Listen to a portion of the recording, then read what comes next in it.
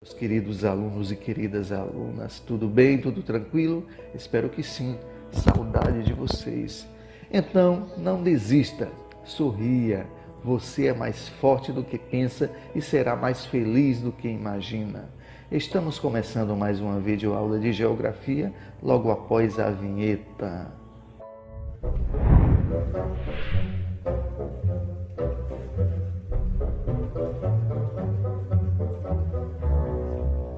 Ok, galera, nosso assunto de hoje, fontes de energia.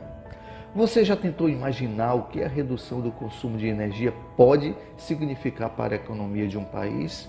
Os transtornos que isso causaria em sua casa são muito pequenos perto da sensação de catástrofe que pode rondar a economia de um país ameaçado pelo corte de energia. O prejuízo para a indústria, para o comércio e para todos os setores da economia seriam enormes, sem falar nos transtornos que ocasionariam nos aeroportos, no trânsito das cidades, nos hospitais e nas escolas. Isso demonstra a nossa total dependência da eletricidade e do uso de energia em geral. Desde que o ser humano passou a usar outros tipos de energia que não a dos animais e da força humana, os combustíveis fósseis e outras fontes mais modernas tornaram-se imprescindíveis e hoje são responsáveis pelo progresso da economia e pelo bem-estar da humanidade. Por essa razão, países favorecidos pela natureza, como o Brasil, com esses recursos, passaram a ser privilegiados na economia industrial e pós-industrial. Energia, o que é? É a capacidade de realizar trabalho.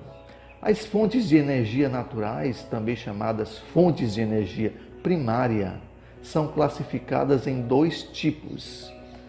Fontes de energia renováveis, que são aquelas que não se esgotam, como a energia solar, a energia dos vegetais, biomassa, da correnteza dos rios, hidráulica, dos ventos, eólica, do calor interno do planeta, geotérmica, entre outras. As fontes de energia renováveis são consideradas também fontes alternativas. Por quê? Porque diminuem a dependência de fontes não renováveis como o petróleo. Já as fontes de energia não renováveis são aquelas que vão se esgotar e não serão repostas, como o petróleo, o gás natural, o urânio, o carvão mineral, entre outras. O petróleo é a fonte de energia mais consumida no mundo. O carvão mineral foi a principal fonte de energia utilizada na Revolução Industrial e durante os séculos XVIII e XIX. A partir de 1870 começaram a ser usadas novas formas de energia, como o petróleo e a eletricidade. A indústria automobilística consolidou a supremacia do petróleo no século XX. Atualmente, a segunda fonte de energia mais empregada no mundo é ainda o carvão mineral, que possui três utilizações importantes. Primeiro, como matéria-prima na produção de aço nas usinas siderúrgicas. Segundo, na geração de energia elétrica a partir do aquecimento das caldeiras em usinas termoelétricas. E terceiro, como matéria-prima no setor carboquímico, na produção de inseticidas, tintas, corantes, entre outros. Mais de 80% das jazidas de carvão mineral estão no hemisfério norte. O carvão mineral é formado em terrenos sedimentares da decomposição de restos de vegetais que ocorre ao longo de milhões de anos. Já o petróleo é a fonte de energia mais utilizada no mundo. A Revolução Industrial, no século XIX, marca o início do seu crescente consumo. Sem a sua utilização, seria praticamente impossível sobreviver em uma sociedade industrial que depende dos produtos fabricados com o petróleo e seus derivados, como a gasolina, o plástico, a tinta, o adubo, o asfalto, a borracha sintética, o óleo, a roupa, o sapato, a resina, entre outros exemplos. Os setores que mais consomem petróleo são o de transporte e a indústria. As maiores reservas e a maior produção mundial de petróleo, assim como carvão mineral, estão localizadas no hemisfério norte. O Oriente Médio e a Venezuela possuem as maiores reservas de petróleo que se conhece. 6 dos atuais países que compõem a principal organização petrolífera mundial, que é a Organização dos Países Exportadores de Petróleo, OPEP, estão localizados no Oriente Médio. Criada na década de 1960 pela Venezuela, com sede em Viena, na Áustria, a OPEP centraliza a produção e a oferta e também os preços do petróleo. Alguns dos países membros da OPEP estão entre os maiores produtores e exportadores do mundo, como a Arábia Saudita, a Argélia, Catar, Emirados Árabes Unidos, Irã, Iraque, Kuwait, Líbia, Nigéria, Venezuela, Angola e Equador. O petróleo é uma substância com aspecto característico e cuja cor varia do preto ao marrom escuro. Apesar das muitas e diferentes teorias sobre a origem do petróleo, entre elas a da formação estritamente mineral, hoje acredita-se que ele tenha se originado da decomposição de seres que vivem suspensos nas camadas superficiais de águas doces ou salgadas, os protozoários, selenterados e outros. É a teoria da origem orgânica, portanto, que prevalece. A ação de bactérias e a pouca oxigenação teria formado no fundo dos mares uma mistura de lama e areia. Com os movimentos da crosta terrestre, essa mistura seria transformada em petróleo ou gás natural. A rocha em que o petróleo é formado chama-se rocha matriz. Desse berço, o petróleo migra para terrenos onde possa se alojar, rochas porosas como arenito ou calcário. Esses locais são as bacias sedimentares, onde se encontram as jazidas petrolíferas. Nas partes mais altas fica o gás natural e nas partes mais profundas o petróleo. Já o gás natural é a terceira principal fonte de energia utilizada no mundo e aqui apresenta o maior crescimento de consumo. Os setores termoelétricos, domésticos, fogões e chuveiros são os que mais utilizam o gás natural.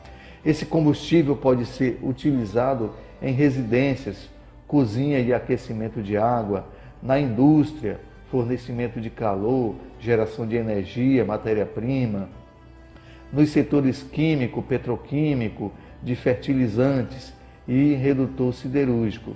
Nos transportes também, ônibus, automóveis, substituindo o álcool e a gasolina, e em usinas termoelétricas, como a usina de Araucária, no Paraná.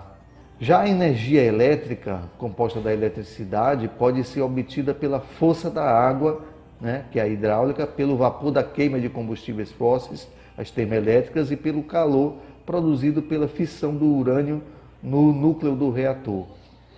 Existem, portanto, 3 tipos de usinas que geram eletricidade: as usinas hidrelétricas, as termoelétricas e as termonucleares ou atômicas.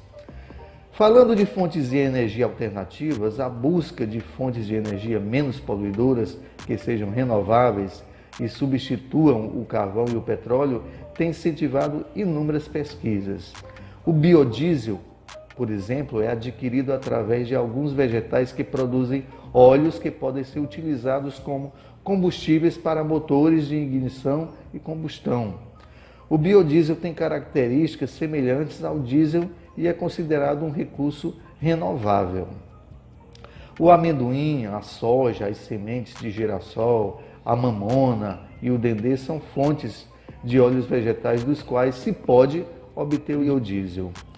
Já a biomassa, a bioenergia, é todo o rejeito de origem vegetal ou animal que pode se transformar em biomassa e gerar energia. O lixo residencial orgânico, o lixo industrial, o bagaço de cana, a madeira, a casca de arroz e outros resíduos podem ser utilizados para esse fim. Entre as formas de obtenção de bioenergia estão a combustão, a gaseificação, a fermentação e a produção de substâncias líquidas. Já a energia eólica é gerada através da força do vento, que também produz uma forma renovável de energia que já é bastante usada em países como a Espanha e a Dinamarca. No Brasil, o nosso Ceará e a ilha de Fernando de Noronha, em Pernambuco, são os pioneiros na produção de energia eólica. As turbinas acionadas pela força dos ventos funcionam como um motor composto de um cilindro e de pás verticais e horizontais. Já a energia solar é gerada através do Sol para gerar eletricidade, energia fotovoltaica, que pode ser usado como aquecedor de água e de casas em países de clima frio, energia térmica. No Brasil, a energia solar pode ser uma opção para as comunidades isoladas, pois parte do país é beneficiada pelo sol equatorial. Ok, galera, por hoje nós ficamos por aqui. Lembrando que as atividades domiciliares e nossos encontros virtuais estão sendo feitos através dos aplicativos Google Sala de Aula e do Google Meet. Assistam mais videoaulas no canal do Professor Roger no YouTube. Dá um like, comente, inscreva-se, clique no sininho de notificações para fortalecer nosso canal. Não deixem de responder as atividades que vocês estão recebendo para acumularem pontos nesse bimestre. Um grande abraço, beijo no coração, até logo, até mais ver, tamo juntos, é nóis!